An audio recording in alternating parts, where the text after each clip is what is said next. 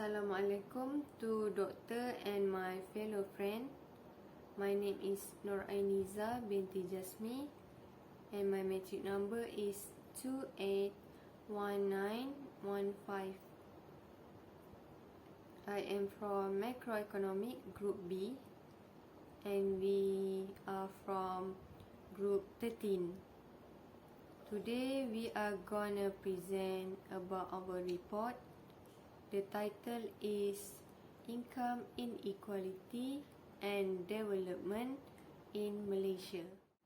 Income is known as a money received or earned from an individual or a business for a certain period of time in exchange for the goods and service, including investing capital. Income is an important factor that affects the economic development of a country. There are three different household income which exist in the structure of household distribution in Malaysia. Bottom 40, middle 40 and T20. Change or inequality in total income can affect national economy. Income inequality is the unevenly income distributed to the entire population.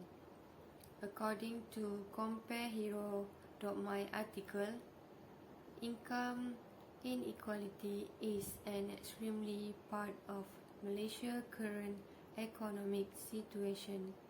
According to Malaysia history, during the British occupation from 1786 to 1957, society has been unequally distributed according to settlement area, employment sector, and as well as race.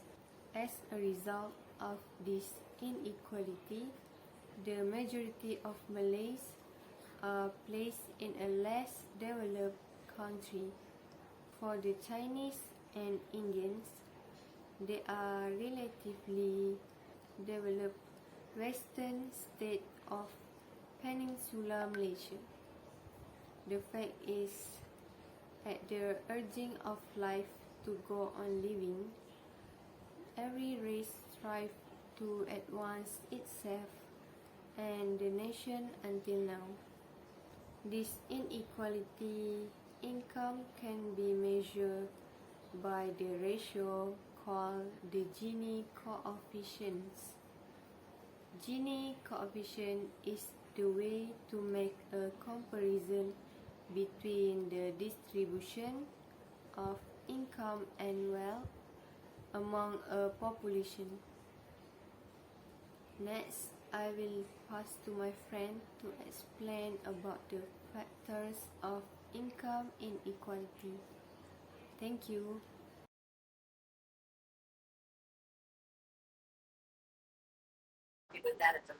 Assalamualaikum and Assalamualaikum sejahtera. My name is Ali Abzal Syakir binti Kamal Hakim. My matric number 268007. I will explain about factor of income equality among ethnic group.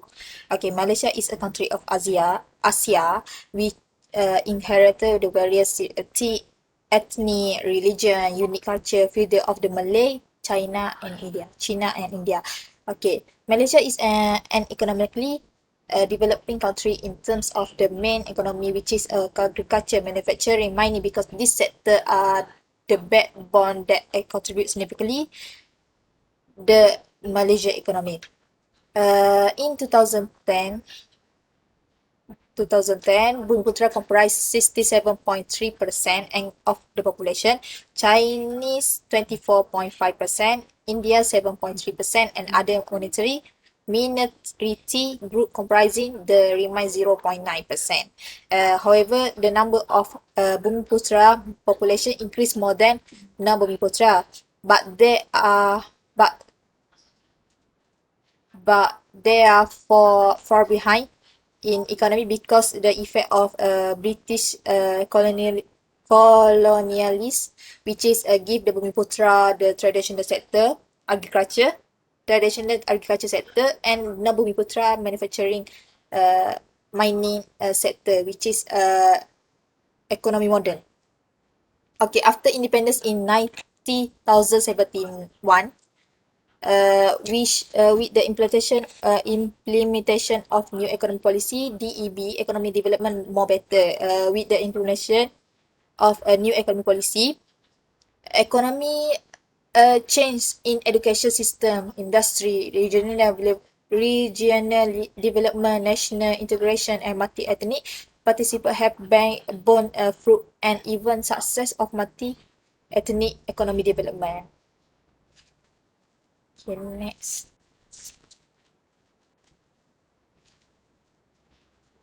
Okay, factor of income inequality urban and rural area. Okay, the urban area, which is Kuala Lumpur, which that you know, Kuala Lumpur has the largest of city. Rural area are agriculture activities such as fishing, collecting, branding, farming, and logging are example of rural area.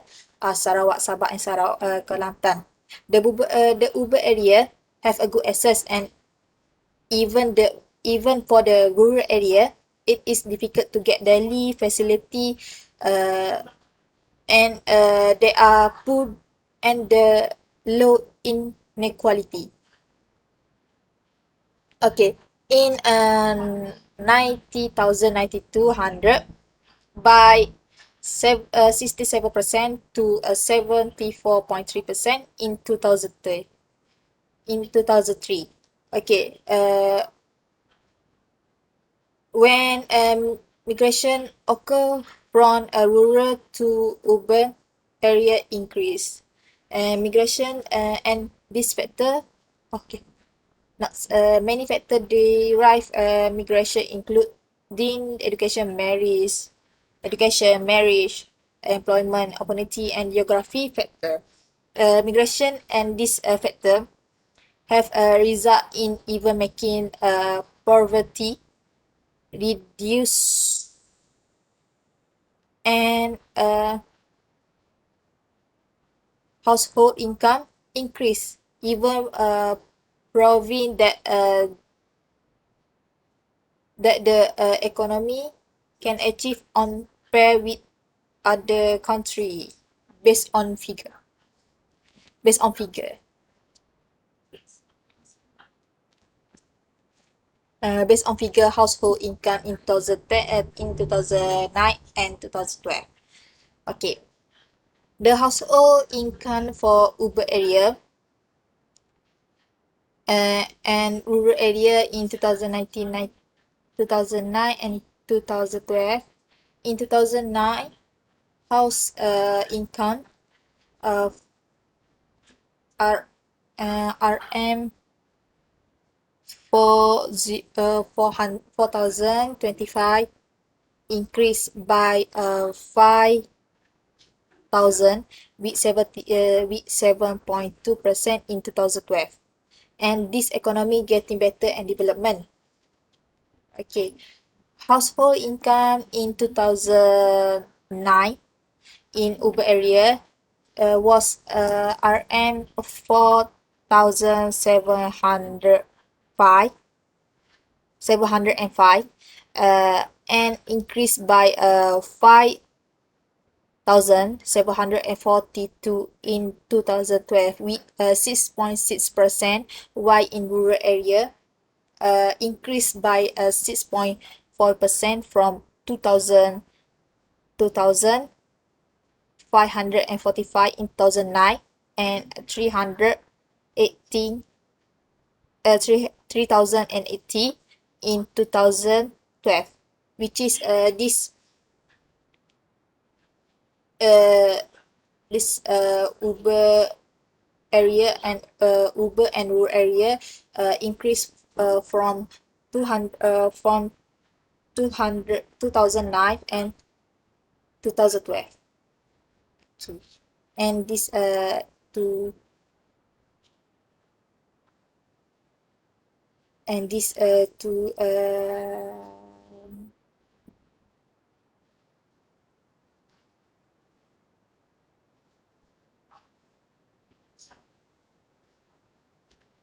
okay, and this show household income from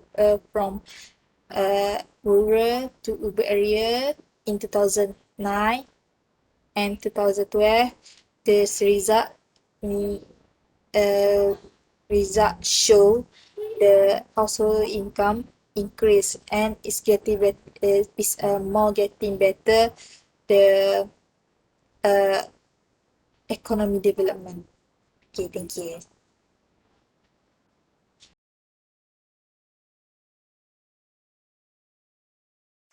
Assalamualaikum warahmatullahi wabarakatuh. My name is Yusuf Devantoro and my metric number is 268713. And now I'm going to talk about impacts of income inequality in Malaysia. The first one is affecting the economic growth. Our poverty level is increasing. Inequality exists for a reason. If we all would make the same amount of money, nobody would be incentivized to improve their productivity. This is the basis of capitalism. The more productive you are, the more productive you become. But we can see that from the data that we get, B40 and M40 were 2.78 million and T20 is 1.33 million households, which means that it is still a lot of households that relatively poverty. When income inequality is increasing, poverty level in Malaysia will be increasing too, and it will affecting the economic growth. And then it will affecting on poor family, healthcare, education, background, cost living. From what we can see, we know that income inequality will impact to the economic growth. Some will get high income and some will get low income. The percentage that we know in Malaysia individual who get low income is higher than who get high income and from that it can affecting the households that get low income become more hard to get health care, education, and on cost living. And we can see the table that according to environmental research and public health, we can see that merit material status on B40 has big number than others, and that will affecting the family with that status to get education. Because nowadays, if you want to get proper education, you have to pay more, and it is very few facilities to get education with cheap payments. And also, it will affecting to living costs to the poor family, especially for those who live in urban area. Because when poor family live in rural area, they will easily manage how to live and compete with other in that area. But for poor family that live in urban area, they will hardly manage to how to live in that area, and they also cannot compete with the other because mostly who live in urban area is family who categorize as M40 and T20. I think that is all from me. The next slide will be continued by my partner.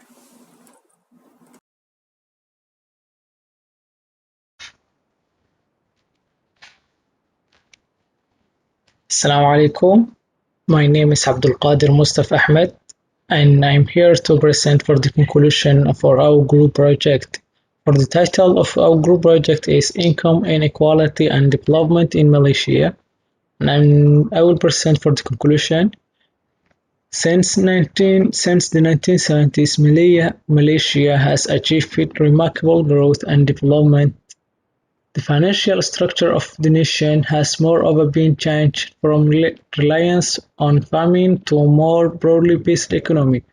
The approach of conveying weight on ethnic premise succeeded within starting a long time since the state were overwhelmingly from Malay community. But this This rhetoric has made it difficult for the government to respond to intra-Malay inequality when the poor are no longer entirely from the Malay ethnic group. This is this insight inconsistently might clarify the current political turmoil in Malaysia. It is shown here that policy that is sustained through the rhetoric of ethnicity has become obsolete due to the policy's own success. It cannot respond effectively to the new problem on high intra-Malay inequality, which in effect results from policy itself. Thank you, and that's all our group project. And Assalamu alaikum.